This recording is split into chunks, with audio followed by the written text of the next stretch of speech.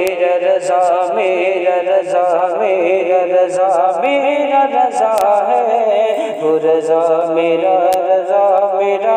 अब ये आज का झूठा मुसलमान, आज का ये मक्कार मुसलमान, आज का ये बड़े झूठा मुसलमान जब किसी गलियों से गुजरता है तो लोग लानत भेजते हैं। लोग लानत क्यों ना भेजे? अल्लाह का कुरान भी लानत भेजता है, अल्लाह की किताब भी लानत भेजती है, अल्लाह का सहीफा भी लानत भेजता है। लेकिन 1400 साल पहले का मुसलमान जब मैदान बदर में गया तो बदर का मैदान मुसलमानों के कदमों में डाल दिया गया। उहद के मैदान में गया, उहद का मैदान मुसलमानों के कदमों में डाल दिया गया। तबूक के मैदान में गया, तबूक का मैदान मुसलमानों के कदमों में डाल दिया।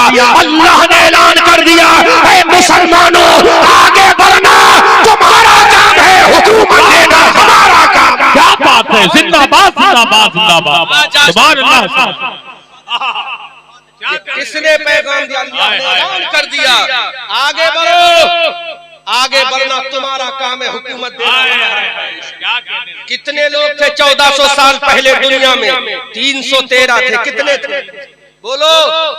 उंगलियों पे काउंट करने के लायक तादाद थी। 313 मुसलमान थे। जब मैदान बदर में 313 पहुंचे, अल्लाह के हबीब ने सजदे में सर रख के कहा, मौला सुन ले, आज ये मैं किसी सिपाहियों की जमात को लेकर नहीं आया, मैं किसी फौज को लेकर नहीं आया हूँ। मौला सुन ले, ये 313 मस्जिद के नमाजियों को लेकर आया। जोर से बोलो, 313 मस्जिद के नमाजियों को। आज ये इलेक्ट्रॉनिक मीडिया यहाँ लगी है, दुनिया सुनेगी अहमद रजा मंजरी के इस बयान को। और मैं ये कहता हूँ, मेरी बात अगर आपके दिल पे चोट कर जाए तो मेरी तकरीर कामयाब है, ये जलसा कामयाब है।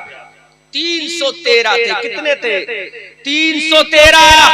अल्लाह के हबीब ने सजदे में सर रख के कहा, मौला मैं किसी सिपाहियों की जमात को लेकर नहीं आया हूँ, वेपन्स को लेकर नहीं आया हूँ, हथियारों को लेकर नहीं आया। मौला ये मस्जिद के नमाजियों को लेकर आया हूँ। अगर तूने आज इनको कामयाबी ना दी तो सुबह क़यामत तक तेरी इबादत करने वाला ना होगा। अल्लाह की बारगाह से आवाज आई, ऐ मेरे हबीब, अरे मैदान बदर में लाया है, लाना तेरा काम है, फातह बदर बनाना मेरा काम है। और दुनिया ने देखा 313 मुसलमानों का निहत्था गुरु जब मैदान बदर में पहुंचा था तो बदर का मैदान मुसलमानों के कदमों में डाल दिया। अल्लाह का मुनादी पुकार पुकार कर कहता था, लक़द नसरकुमुल्लाहु बिबद्र व अंतुम अज़िल्ला।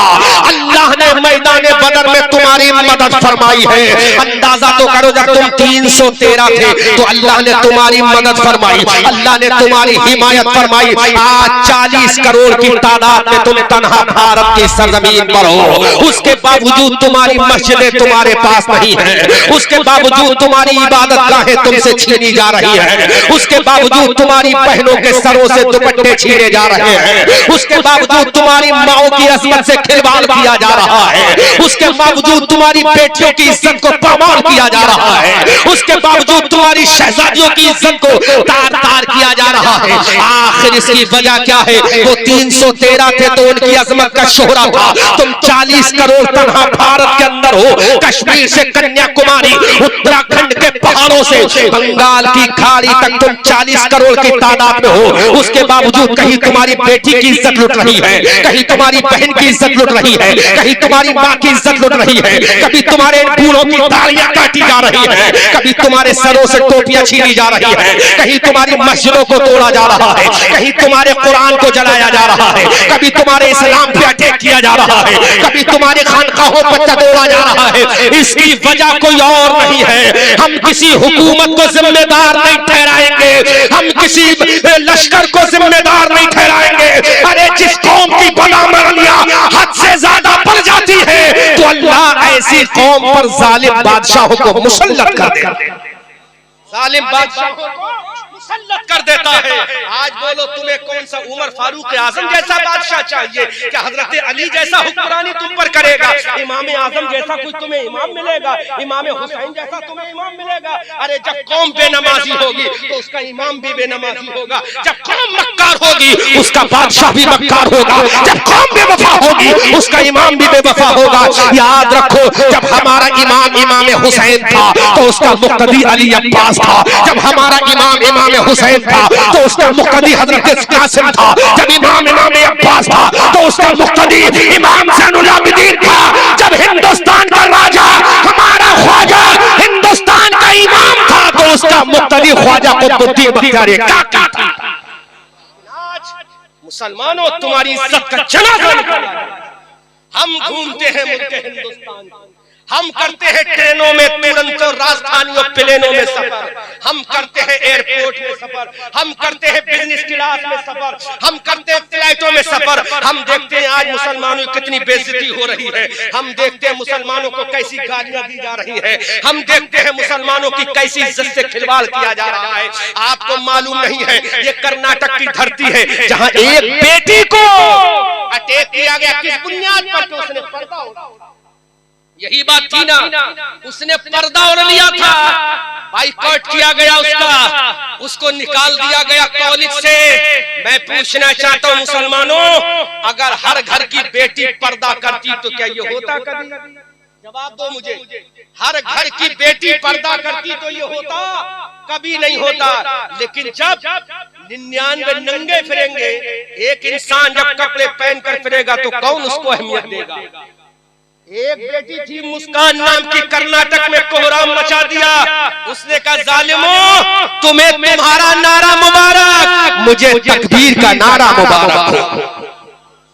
और पूरी दुनिया ने देखा, एक मुस्कान की इज्जत को सलाम किया, एक मुस्कान की हिम्मत को सलाम किया, एक मुस्कान की कदर और मंजिलत को सलाम किया। लेकिन आज तुम कहां चले गए? जब तुम्हारी बहन ने तुम्हारे सामने दुपट्टा उठाना था, अगर उसी दिन अपनी बहन को टोक देते, ऐ मेरी बहन तू फातिमा की कनीजा है, ऐ मेरी बहन तू आयशा की कनीजा है, ऐ मेरी बहन तू उम्मे रुबाब की मानने वाली है, ऐ मेरी बहन तू फातिमा की मानने वाली है, अरे तेरे सर से दुपट्टा हटना नहीं चाहिए, तुझे चादरे फातिमा का साया मिलना चाहिए था। लेकिन नौजवान ने अपनी बहन को ना टोका। अब ये तेरी बहन ने जब देखा कि मेरे भैया ने मुझसे कुछ नहीं कहा, अब ये बहन जीन्स की टाइट पैंट पहन रही है, बिकनी में जा रही है, फिर तुम कहते हो हमारी बेटियों की इज्जत निकल गई, फिर कहते हो हमारी बेटियों की बेइज्जती हो रही है। अरे मेरे भाइयों, जिस दिन तुम्हारी बहन ने अपने सर से दुपट्टा उतार कर गले में डाला था, उस दिन अपनी बहन को टोक देते, ऐ मेरी बहन, आज के बाद मैं तेरा दुपट्टा सर से हटा हुआ देखना नहीं चाहता हूँ, तो तुम्हारी बहन के दिल में खौफ पैदा हो जाता।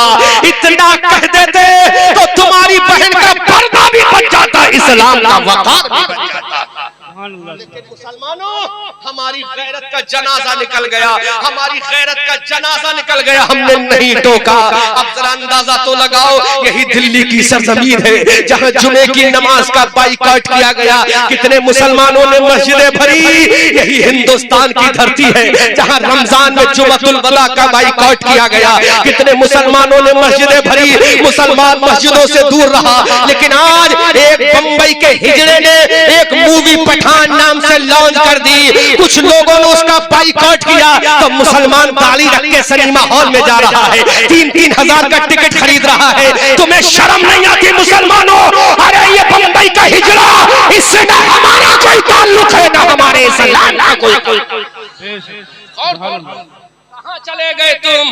हम तो कहते हैं सलमान खान नहीं, कोई सा भी खान हो, इससे इस्लाम का कोई ताल्लुक नहीं है। आज बरेली के सिनेमा हॉल फुल हो रहे हैं, 300 करोड़ के पार मूवी हो गई। आज लोग कहते हैं इतना बाइकआउट किया, लेकिन मुसलमान फिर भी देख रहा है। मुसलमानों, तुम्हें गैरत कब आएगी? अरे ये 3000 रुपए खर्च करना ही थे तो जलसे में आके खर्च कर देते, ये 3000 खर्च करना ही थे किसी गरीब की बेटी को दे देते। अगर 3000 का टिकट खरीदना ही था तो जन्नत का टिकट खरीद लेते, जन्नत का टिकट तुम्हें कहाँ मिलेगा? वो 3000 रुपए अल्लाह के नाम पे दे देते, किसी मरीज को दवा दिला देते, किसी नंगे को पगड़ा पहना देते, किसी भूखे को खाना खिला देते, किसी प्यासे को पानी पिला देते। जिसका दरवाजा टूटा हुआ है उसका दरवाजा लगवा देते। तो खुदा की कसम, इधर तुम दरवाजा लगवाते, उधर तुम्हारा दरवाजा जन्नत में लग जाता। लेकिन मेरे भाइयों, मैं मुबारकबाद पेश करता हूँ इस गांव के मुसलमानों को जिन्होंने आज इतना रुपया खर्च करके इतना बड़ा नबी का जलसा कराया। लेकिन मेरे भाइयों, ये दिल की बात है जो मैं कह के जा रहा हूँ। कैमरा चल रहा है, पूरी दुनिया सुनेगी, इस गांव का नाम लिया जाएगा। आज इतना बाइकआउट हुआ, हम कहते हैं मेरे भाइयों, हिंदुस्तान के किसी भी कोने से किसी भी मूवी का बाइकआउट हो, हमें कोई लेना देना नहीं है। अरे तुम तो आज बाइकआउट कर रहे हो, इस्लाम ने 1400 साल पहले बाइकआउट किया था। इस्लाम ने मक्का में बाइकआउट किया था कि किसी तरह का नाच गाना इस्लाम में जायज नहीं है, किसी तरह की नंगा गाना इस्लाम में जायज नहीं है, किसी तरह में उरियानियत इस्लाम में जायज नहीं है। ऐ मेरी कौम के लोग हो, जिस तरह से आज सिनेमा हॉल फुल हो रहे हैं, जिस तरह से सिनेमा हॉल भरे हुए हैं, इस तरह से हमारी मस्जिदें अगर भर जाती, इस तरह से हमारी खानकाहें भर जाती, इस तरह से अगर मस्जिदें भर जाती, तो दुनिया का कोई ऐसा बादशाह नहीं है जो मुसलमानों की आंखों में आंखें डाल के बात करता। लेकिन मुसलमानों, तुमने अपनी इज्जत का जनाजा अपने हाथ निकाला है, तुमने अपनी इज्जत का जनाजा अपने हाथ निकाला है। अरे कब सुधरोगे?